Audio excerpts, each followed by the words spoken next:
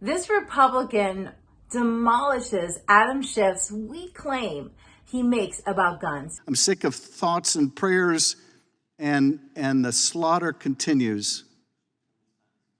We are not powerless to do something here.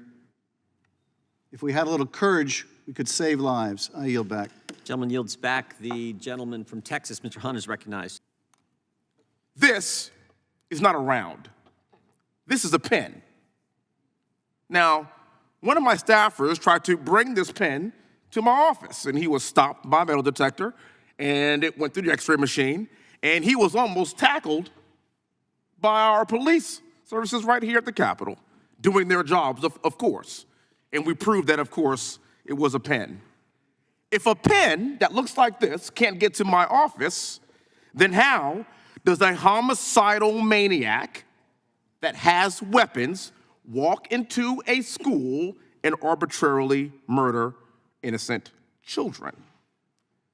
Because we wear this pen, that does not make us more important than our children. There's a private school in Houston, Texas, and I was there a few months ago, and I was giving a young man his appointment to West Point. I drove on the campus, and I was met by 2 armed guards.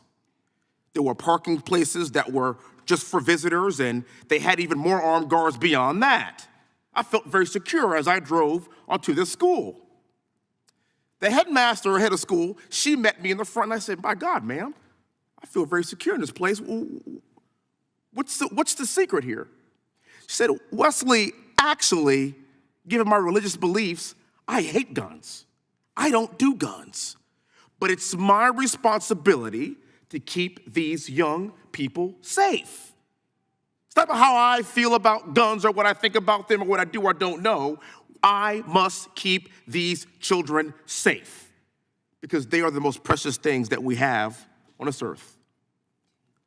I keep hearing this word AR-15s and a weapon of war. I find that funny because, well, I've been to war. And you should Google the AX-64 Delta Apache helicopter. That is what I would call a true weapon of war. But I feel people calling these things a weapon of war, but they've never been to war. They don't know what war is. And they're using the AR-15 as a scapegoat for everything. I say that because according to the ATF, 6% of homicides were at the hands of AR-15s, 60% at the hands of handguns. So if you really want to have an intellectually honest conversation about homicide reduction, you would go after pistols. But you don't do that because you want to go after the AR-15 first to then eventually get to the pistol to disarm Americans to infringe on our Second Amendment rights. I want you to know something. It ain't the gun.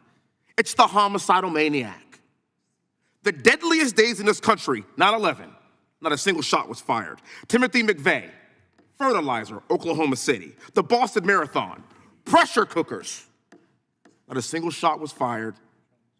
I know what war looks like, but what I do want to say is we have got to agree we can all protect our children, and we should not be protected more than them. And I yield back. The part when Adam Schiff had to read, his eyes were down and he's reading, "I'm tired of thoughts and prayers." The fact that he has to read that shows you that everything he has to say is scripted, has a agenda to it, and his mission is really just to get rid of guns all in all.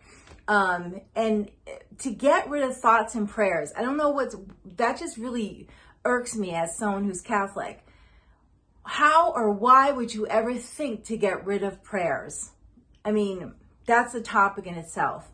Now, this Republican, he was amazing.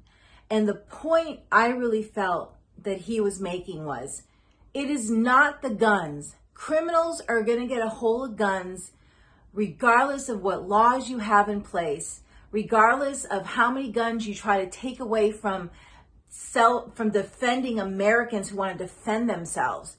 They are always going to find the guns. It is not about the policies or the laws that we already have in place. It's about not enforcing the laws, not enforcing the policies. And it's also that about this. Adam Schiff said he was tired of this, right? They're tired of it because they're not addressing the main problem in the gun violence that we see. It's about mental health.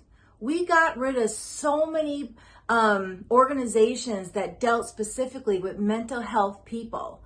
And there's no place for them to go. They're not being followed up on. They're not being properly cared for.